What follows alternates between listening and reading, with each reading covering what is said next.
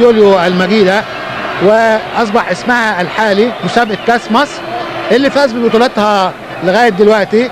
وسط ورا الفراودة الاثنين ايمن الجمل 19 ومجد الصياد 11. دين وحامل الراية حسن عبد المجيد. حفظك الله يا مبارك لمصر وللعروبة. وهنبتدي لقاء النهارده وبترجع الكورة ورا اسامة عرابي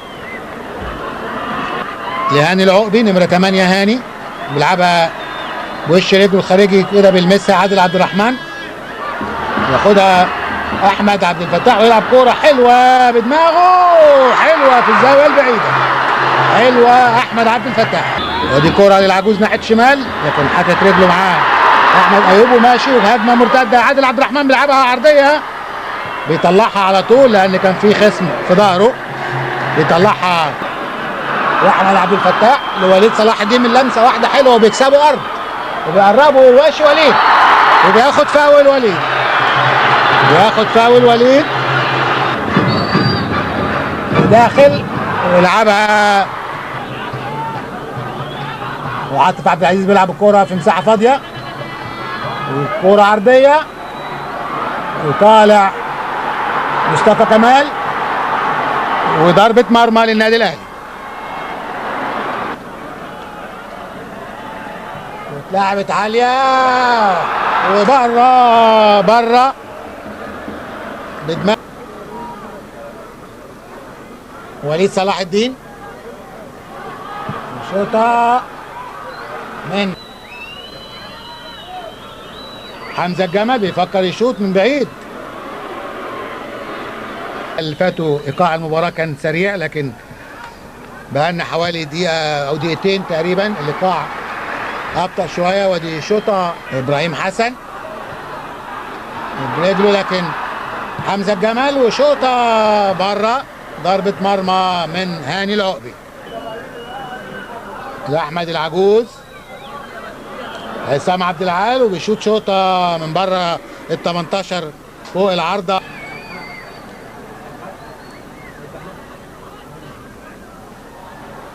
كورة عرضية ياخدها فكر الصغير ويلعبها بالعرض، طلعها ابراهيم حسن بدماغه، شوطة وحشة من العجوز بره بعيدة قوي. لعب كورة لابراهيم حسن وبيلعبها عرضية وعالية ابراهيم وتوصل الكورة لاحمد سامي يلعبها في حلق الجول مرة ثانية، بيطلعها وتوصل لهاني العقبي بيشوط شوطة بره بدماغه جمال السيد، وكورة وفي راية وصفارة. اكبر اللعيبه سنا واكثرهم مجهودا، الكره بتتنقل ناحيه اليمين ومره ثانيه ومعدي ومجدي الصياد يلعبها بقى نمره 8 لاسامه عرابي، المنقوله حلوه لاحمد سامي ومش اوفسايد وكره عرضيه لكن في ايد سعفان برافو وبيكسب ارض بيلعبها حلوه ومنقولة وراية وصفارة. أحمد العجوز ونقلة لفكر الصغير من ناحية الشمال وكرة في منتهى الخطورة بيحط دماغه فيها عمرو الحديدي وتوصل للإسماعيلي اللي ماسك كرة بقاله دقيقتين، خد كرة حلوة واداها الفكري اداله كوره مره ثانيه ورايه وصفار، ومره ثانيه بيقوم الجهاز الفني وبيحتاجوا على حامل الرايه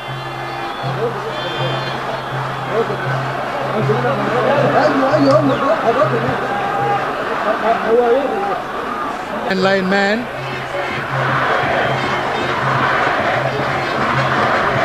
المباراه ماشيه كويس ومفيش داعي كرة اوفسايد هنا ولا هنا، مش هي دي اللي هتغير نتيجة المباراة. كرة لأحمد العجوز ناحية الشمال وبيلعبها في ايد مصطفى كمال على طول، بيلعبها بينية لعاطف عبد العزيز وحاطط رجله في كرة احمد سامي لاحمد قناوي وبيصفر الحكم الدولي أدري عبد العظيم بانتهاء الشوط الاول بالتعادل بدون اهداف بطوله كاس مصر اللي انتهى شوطها الاول زي ما تابعتوا معانا حضراتكم هجمات، لكن كان احمد العجوز مميز في صناعته للكور كتيره، وفي كره عرضيه بيطلعها الحديدي، وكره منقوله الوليد اللي بيلعبها حلوه لاحمد عبد الفتاح، لكن بيقطعها منه حمزه الجمل، وحمزه الجمل دخل الكره للداخل فيها خطوره، وبيطلعها ضربات الترجيح من علامه نقطه الجزاء. الشوطه في ايد مصطفى كمال، الكره عاليه وطالع مصطفى كمال وتطلع كرة بره. ايضا انه المدير الفني او مساعديه يقوموا يدوا تعليمات في هذا المستطيل للفريق اثناء اداء المباراه. عصام عبد العال في انطلاقه من الخلف للامام ناحيه اليمين للعجوز، وكرة عرضيه خطره وطالع مصطفى كمال وجوه الجول، جوه الجول مجدي الصياد. طلع مصطفى كمال في توقيت مش مظبوط، ومجدي الصياد بيجيب جول للنادي الاسماعيلي في الدقيقة 12 من الشوط الثاني. هنشوف الكرة، ادي جماهير الاسماعيلي اللي موجودة هنا في استاد القاهرة، وهنشوف كرة العجوز اللي لعبها عرضية اهي، طلع مصطفى كمال وحط دماغه فكر مجدي الصياد يجيب الجول الاولاني للنادي الاسماعيلي في الدقيقه 12 من الشوط الثاني. هنشوفها برضو من الكاميرا اللي هي خلف الجول، هنشوف مصطفى كمال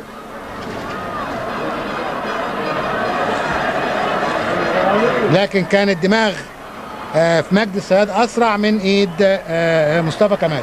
مصطفى كمال حارس كويس وخامه طيبه، ولازم نشجعه ولازم يستفيد من اخطائه، مفيش حاجه. تطلع منه كوره وتوصل مره ثانيه للعجوز، الكوره مش اوفسايد وتتلعب الكوره لوب وبيطلعها، كان جول اكيد، هدف اكيد.